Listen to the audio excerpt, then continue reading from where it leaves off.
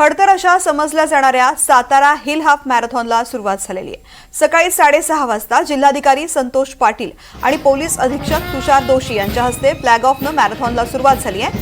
तब्बल 8,500 स्पर्धकांनी सहभाग नोंदवला असून देशाच्या कानाकोपऱ्यातून आलेल्या स्पर्धकांनी भाग घेतलाय।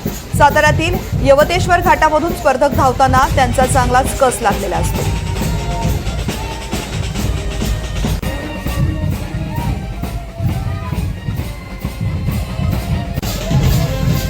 महाराष्ट्रासह संपूर्ण देशभरात गाजलेली सातारा जिल्ह्यातील हिल हाफ मॅरेथॉन जी अवघड आणि अतिशय खडतर प्रवासामध्ये ही एक वेगळी ट्रॅक म्हणून समजली जाते, ती म्हणजे या यवतेश्वर घाटातून जाणारी हिल हाफ मॅरेथॉन।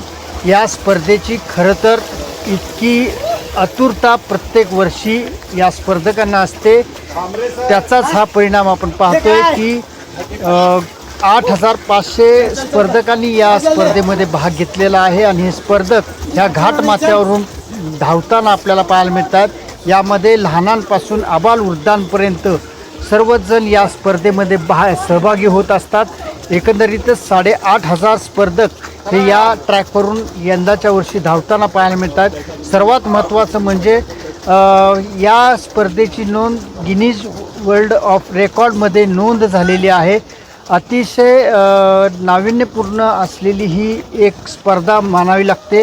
याचा फ्लॅग ऑन सकाळी जिल्हाधिकारी पाटील आणि जिल्हा पोलीस प्रमुख तुषार दोशी यांच्या हस्ते सकाळी करण्यात आला आणि आज ही जे स्पर्धक आहेत ते आता यवतेश्वर घाटामध्ये आता पोहोचलेले आहेत।